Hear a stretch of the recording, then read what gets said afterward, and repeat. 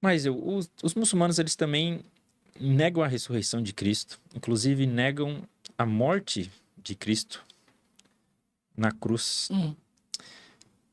E é difícil de defender essa ideia, né? Porque nós temos registros extra-bíblicos de fontes fora da Bíblia. Josifos, por exemplo, algumas outras pessoas que falam que Jesus morreu no período de Pôncio Pilatos. Então, como é que funciona essa argumentação deles? Que tipo de argumento que eles têm para dizer que Cristo não ressuscitou e qual a importância desse debate, desse argumento? O argumento... Os muçulmanos negam a crucificação, a morte e a consequente ressurreição de Cristo. Isso. Né? E por quê? Porque no paradigma islâmico, no padrão, no ciclo profético do Islã, o profeta não pode perecer, o profeta não é derrotado. Lembra, eu mencionei dos 124 mil profetas. O ciclo profético é basicamente o seguinte: o povo se desvia, Allah manda um profeta, esse profeta confronta o povo, ou o povo se arrepende, mas se o povo não se arrepender, o povo rejeita o profeta, Allah vindica o profeta, redime, resgata, protege o profeta e julga o povo. Esse é o roteiro. Então o profeta nunca se dá mal. Quando você vai para os profetas bíblicos, você vai ver que o padrão é o profeta vai se dar mal. Sim. Quase sempre, né? Por causa desse paradigma de que o profeta não sofre, ele não perece, mas o povo é julgado, a ideia de Jesus perecer, morrer, é inadmissível. Então, vamos negar. Não pode. E, de novo, essa é uma crença tardia, tá? É está no Corão, mas a crença se solidifica depois da morte de Maomé. O Corão está dizendo que o filho, Messias, o filho de Maria, é nada mais que um mero homem. E em outras passagens fala que ele não foi crucificado e não morreu e, obviamente, não ressuscitou. Né? Abstende-vos de dizer tais coisas. Então, para os muçulmanos, o que aconteceu? Seguindo esse ciclo profético, tem um outro conceito muito importante. No Islã não existe o conceito de o inocente pagar pelo culpado. Isso é anátema. Porque Allah é um Deus justo. Então, o inocente nunca vai pagar pelo culpado. E como o profeta Jesus, o profeta Isa, Anabi Isa, é justo, ele não pode sofrer, ele não pode perecer.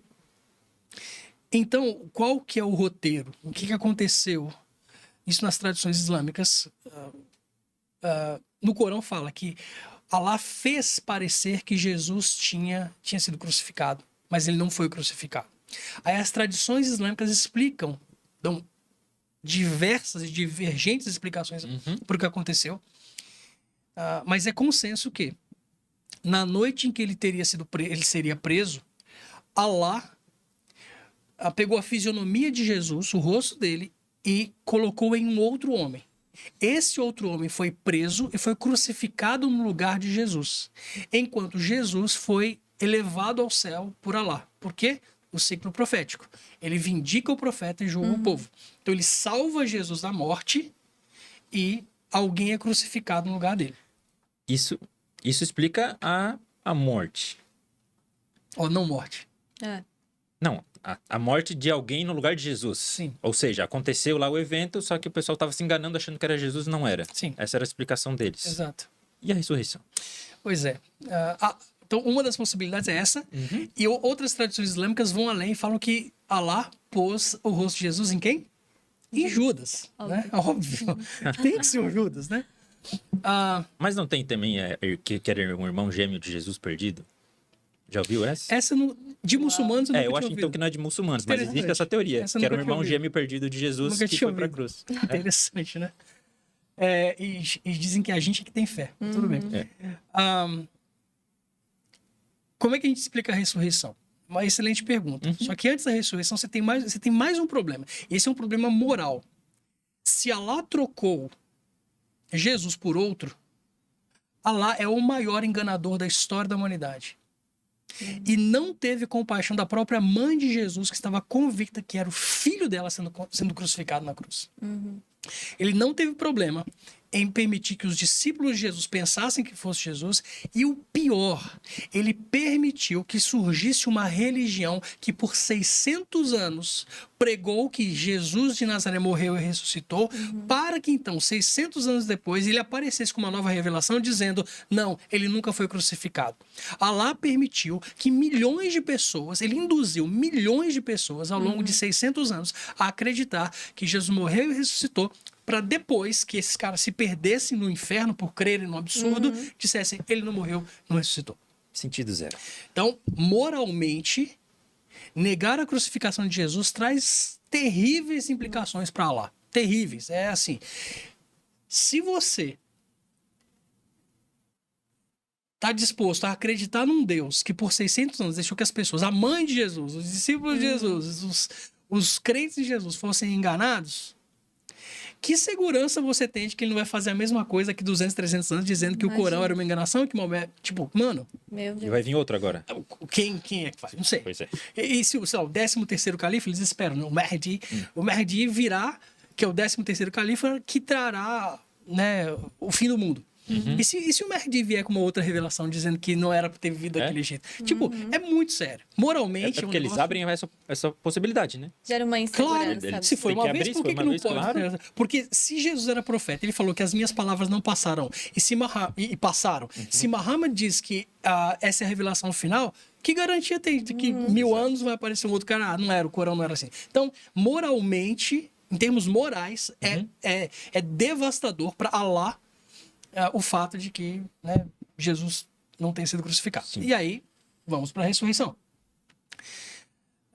De novo, assim como a negação da veracidade da Bíblia por causa dos manuscritos, você vai ter que lidar com dados históricos extra-bíblicos, como você citou, Sim. Joséfo, Tácitos, vários historiadores romanos, inimigos do Evangelho, que não estão dizendo, a gente quer que Jesus ressuscitou. Eles estão dizendo que um monte de gente viu o cara ressurreto e tal, não sei o quê.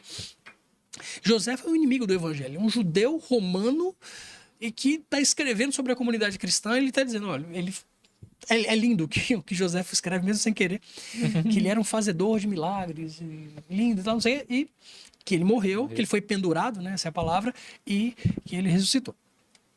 É o que os cristãos acreditam. Eu não lembro se ele fala que ressuscitou, José. Eles falam que os cristãos acreditam que ele ressuscitou. O José nunca confessa nada sobre Jesus, mas a gente tem uma comunidade no primeiro século que acredita, que está convicta de que aquele homem morreu e ressuscitou. Isso. Nós temos... E aí tem alguns detalhes muito importantes.